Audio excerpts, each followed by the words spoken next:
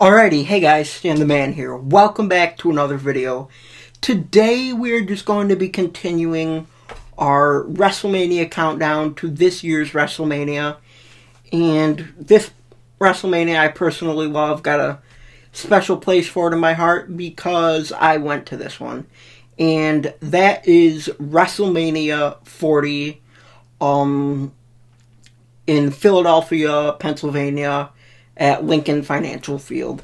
Overall, I loved this show. A very cool two-night event. The first night there, it was 48 degrees.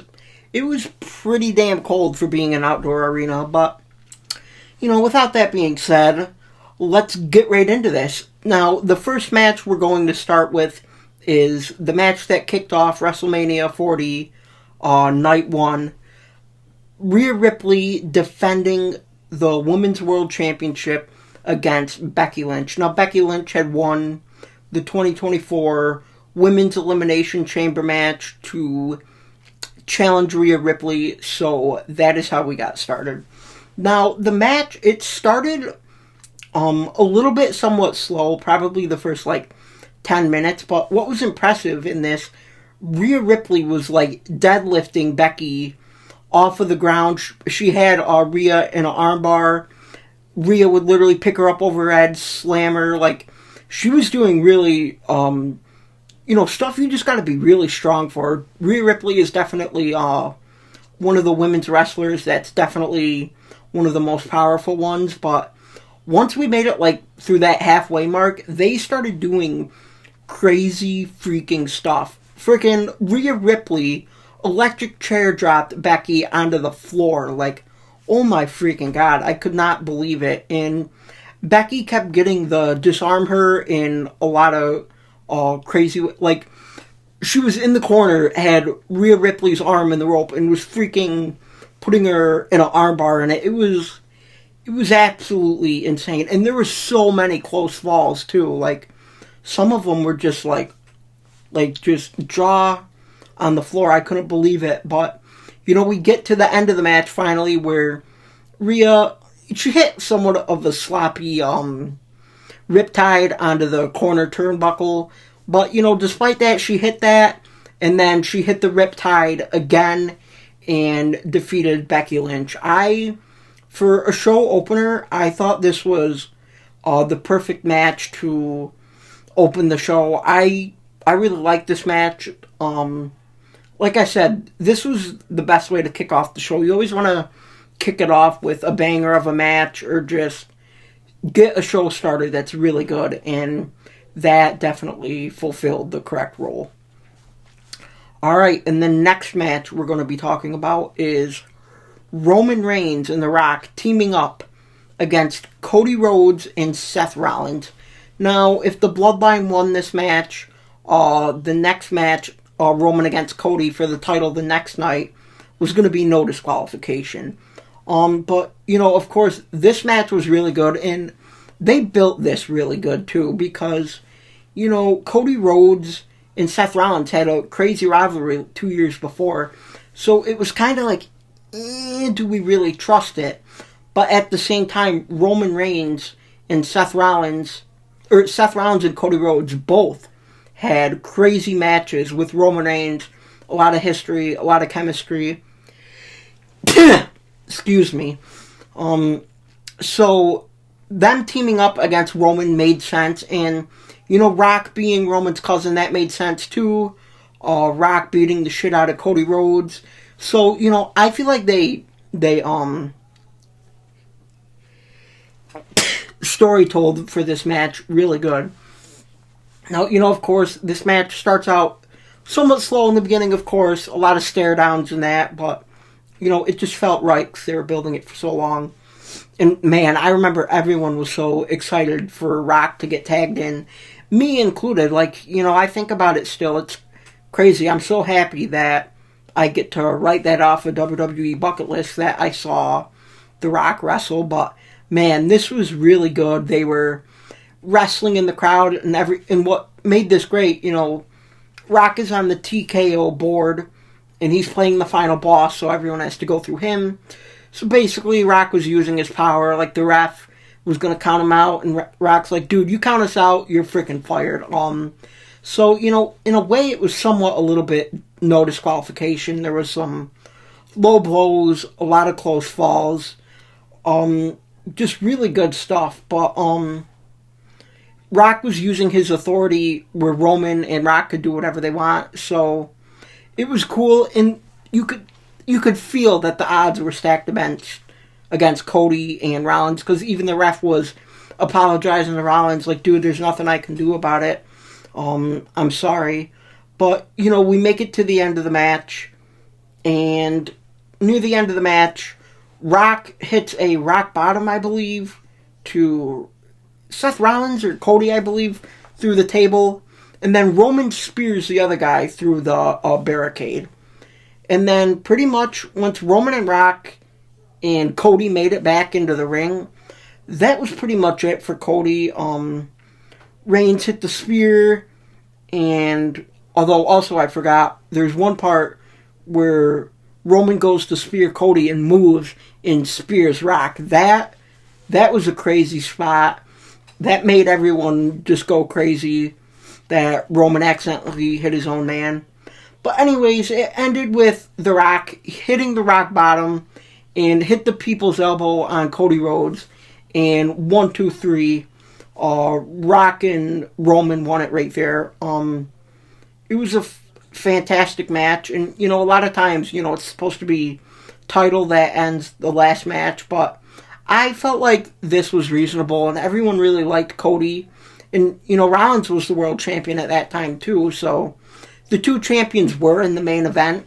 I mean, it wasn't necessarily for a title, but it determined what happened in the title match the next night. But, Rock and Roman walking up the ramp together, putting their arms up with the pyro going off. Man, it was just a really good, feel-good moment to end night 1 of WrestleMania. So now we're going to talk about night 2, which also the kickoff match was incredible. Drew McIntyre going against the champion, Seth Rollins, for the World Championship. Dude, the second the bell rings, Drew hits a Claymore on Rollins and gets a 2.5 count. Literally, not after that, they make it out of the ring. Drew already does a belly-to-belly overhead suplex to Seth on the freaking floor. It was incredible. Now, the night before I said both the matches started slow. This did not. This was balls to the wall, crazy right from the get-go. They make it in the... Rollins is hitting freaking curb. In like the first 3 minutes, there was already a Claymore and a curb stomp hit, and 2 very crucial blows on the outside. But yeah, these guys did freaking they were just freaking punishing each other. It was incredible. There's the one part where they go to the outside. Rollins freaking curb stomps Drew onto the damn announce table. It was freaking nuts. They make it back into the ring. Seth hits a curb stomp, and I know he literally jumped and did the foot on Drew's neck and fell on his ass. It looked like he was putting even way more behind it than usual. But of course, Drew kicked out of that. Future Shock, Drew McIntyre's old signature, hit that on Rollins, kicked out. And then we make it to the end of the match. Freaking Drew hits a Claymore on Rollins. Rollins kicks out again. But then Drew goes back to the corner, does the 3-2-1 for the Claymore, hits Rollins in the face, and that's it. He took Rollins' championship from him right there. And, it was a feel-good moment because Drew was such a good heel. And I got really mad that Damian Priest cashed in successfully. So Drew was only the champion for 5 minutes. But that is because he did stand on the announce table and held the title in front of Punk's face, which Drew hurt CM Punk, so that's why he wasn't able to compete. So I was angry about that, but, I gotta look at it as the bigger picture, because at least that set up for a bigger rivalry where Punk and Drew ended up having a Hell in a Cell match later that year, and it was the match of the year, honestly. maybe even the Hell in the Cell match of the year. But yeah, that's how that much went. So the next and final match we're going to be talking about is the main event. Roman Reigns defending the Universal Championship against Cody Rhodes. Now, this match, for the most part, was pretty good. They did a lot of long-term storytelling. You know, the year before Cody Rhodes took on Roman Reigns for Roman's Universal Championship, and he didn't end up winning. So, you know, there was a lot of story build. They kind of took a break after 39.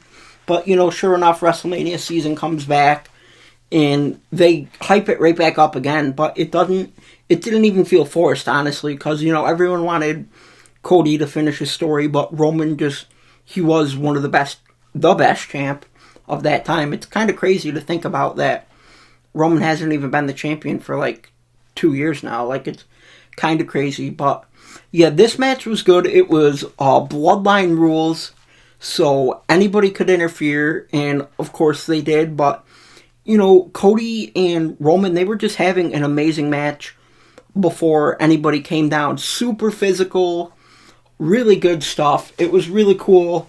I believe the first person that came out was Solo Sikoa, and he Samoan spiked Cody, and the ref countered it, and Cody kicked out. I like that because that's exactly how Cody lost the year before, so that was cool. And then John Cena comes out, AA's Solo Sikoa through the table.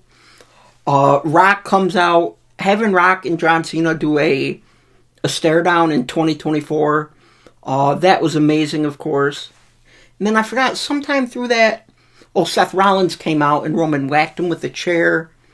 And then last but not least, you know, the best, Rock was about to whip Cody over the back with his weightlifting belt, and sure enough, that gong goes off. Everyone loses their shit, including me. I pretty much gave up on that I was ever going to see The Undertaker, but dude, sure as shit, I saw him there.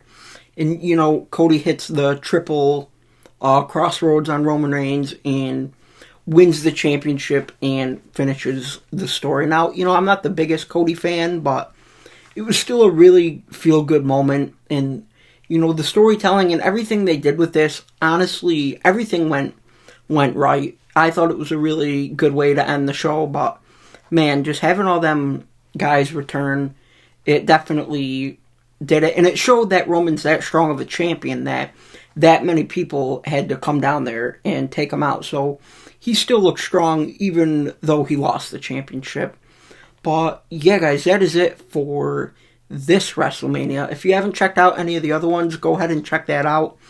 And I will see you in the next one where we will be reviewing WrestleMania 41.